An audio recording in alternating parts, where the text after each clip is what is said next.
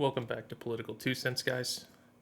Today we're going to talk about something that's been a hot topic in the media recently, and I'll go ahead and give you a glimpse here.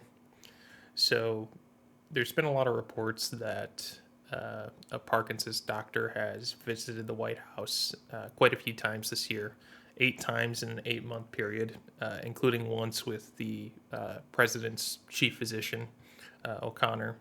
And there's been a lot of questions that have been brought up at the White House press conferences and things like that. And, it's been a lot of things dismissed or, I'm just not going to talk about it. It's, it's private, blah, blah, blah. But I saw this video recently and I thought it was really interesting. So let's get right into it.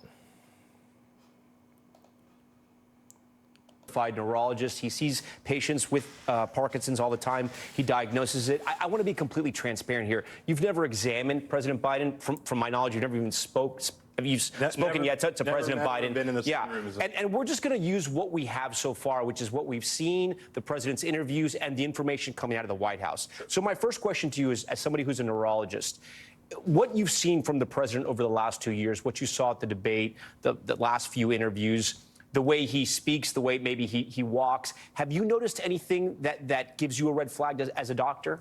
Oh, yeah, I see him 20 times a day in clinic. I mean, it's ironic because he has just such classic features of neurodegeneration. I mean, word finding difficulties, and that's not, I couldn't find the word. That's from degeneration of the word retrieval area. He's also overcome stuttering, though. Could that be part of that, too? No, this is not a palatal issue or a speech discrepancy, which is very different from a lemino dysfunction, actual word retrieval, where you pick a similar question or talk around the issue, plus the rigidity, monotone voice. Wait, go back to that, the rigidity. What do you mean? Rigidity, loss of arm swing, standing up lordotically. You notice when he turns, it's kind of end block turning. It's not a quick turn.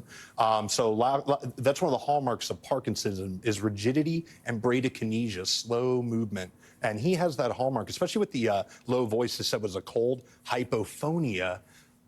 A small monotone voice like this over time is a hallmark of Parkinsonism. I could have diagnosed him from across the mall. Here are some of the symptoms from Parkinson's. We just had them up there on the screen. If we can put them back. What about the movement? Some people have pointed out the way he walks. Sometimes it's not very fast, small steps. Is that something that is common in people who are battling a disease like Parkinson's? Yeah, it's a hallmark. Shuffling gait, we call that, so little steps. Loss of arm swing from the rigidity. When we walk, we have a nice cadence. You notice he doesn't really swing his arms. And end block turning, meaning he kind of pivots around his foot. If you said, hey, President Biden, he wouldn't go like this. So, yeah. But I also know, tell me if I'm wrong here, it's very hard to diagnose Parkinson's, isn't it? It's not simple. I mean, I've heard that it can be. It's one of the easier movement disorders to diagnose, actually. Right, but it's so clinic. There's very little other. And I'm a Democrat. I always say about this. Right. It's just like this guy is not a hard case. But I've had relatives who have gone through neurological issues, and I've heard that sometimes Parkinson's is not very easy to nail. You have to take a lot of tests. It's early on. If you're just presented with like hallucinations, that could be a variety of things, or just the cognitive problems. That could be Alzheimer's versus Parkinsonism, and that becomes a little nebulous. But once you start manifesting the hallmark motor symptoms, right, slow movement, rigidity, mass facies, hypophonia. I mean, if a med student did not pick Parkinson's on the test, they'd be remediated. So let me ask you, if you had, and I know you have no idea what happened in the White House, but a neurologist coming 8 times in 8 months, does that tell you anything? Is that? I mean, I know you're just sort of speculating here, but does that tell you anything or no? Well, I mean, I don't know if they're like the best of friends or something, but that's a very specific, he's a movement disorder. That's a subspecialist in exactly what he has. And there's very few young people, like a Marine Guard. Most people would be med boarded out for any type of movement disorder at a young age. Like if you had Huntington's chorea, early onset Parkinson's, dystonia, bad essential tremor, you're usually med boarded out. So I highly doubt there's. What does that mean, med boarded out? Med boarded, I mean the military would not let you, if you have seizures, for example, you cannot usually be in the military. That is, you are so medical boarded you're saying out. You don't necessarily believe, and they're not saying this, but they said there's thousands of military members that go to the White House that are treated there for health reasons. Yeah. You're not buying that's a random military person. No, that would be very odd to just see a random movement disorder case at the White House, especially a young guard. There aren't many young people that have movement disorders that could be in the military. And then, a lot of people have called for a cognitive test. What exactly would that entail? What does that mean? Now, that's the key, because word finding retrieval doesn't necessarily mean you don't know what you want to say. What I cannot comment on is his ability to make good decisions. His motor symptoms are degenerating. He has Parkinsonisms. That is a fact. Wow. He has degeneration of the brain. Show me the MRI. Show me he doesn't. Put your money where your mouth is. He definitely has it.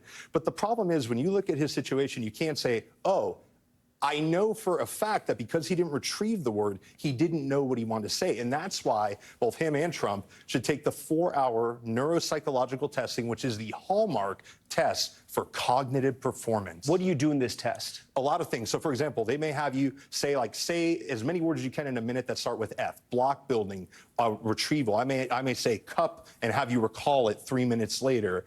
Trail drawing. These are done with a professional, PhD in neuropsychology. Has nothing to do with psychiatry. And we can tell if you have vascular. It's 4 hours long? 4 hour. It's a full day. We tell people bring a snack. It is a full day, and so not the MOCA, which was a bedside test that President Trump took. These are tests that are screening tests. They don't rule in. If you do great, there's no way to sort of lie in this test to sort of ace it, even though you're sick. No way. This one it will come out in the wash. For example, if I do the bedside exam to an accountant and I ask them, what's 100 minus 7? Even the worst neurodegenerative patient, if they worked at a high education level or something like that, is going to get that right. But in the 4-hour test, it will come out. Finally, you said you're a Democrat, you're a doctor. You sound like you're frustrated with what the White House is saying. Yeah. Why? Well, because, I'm an American before everything. And I look at it and say, when I used to see Russia, Soviet Union, North Korea, when they just make outrageous things, like when North Korea can't keep the lights on and they say, oh, it was some faulty power thing. I kind of hate that kind of stuff. They had 4 years. My own party had 4 years to find, this was a wreck in slow motion. And they had 4 years to find, out of 350 Americans, one person that could take the place. And here we are the day before school trying to do the homework and replace a guy who's got a neurodegenerative disease. Dr. Pitts, we thank you for joining Top Story. And again, I know you've never examined President Biden. I want to say that you've never spoken to President Biden, but you're going off what you've seen on television and interviews and all of your expertise. Yeah. Doctor, we appreciate that. Thanks for watching. Yeah, guys, that's honestly crazy. I think a lot of us share that frustration. A lot of us share the frustration of being lied to over and over again, questions not being answered, questions being danced around. And I think that this doctor is exactly right. Both Trump and Biden should take the full 4-hour neurological examination. They're both old. They both deserve to be vetted equally, and just so there's no bias. And like he said, if he saw this guy across the room or saw this guy across the mall, he could tell that this guy has Parkinson's. So, obviously there's not an official diagnosis that has been released yet, but this is really scary because I think he said something in the interview along the lines of, can make good decisions, right? Of course, President Biden has the nuclear football, right? And, how can we want to make sure that whoever we elect can make those good, responsible decisions and knows why he's making decisions.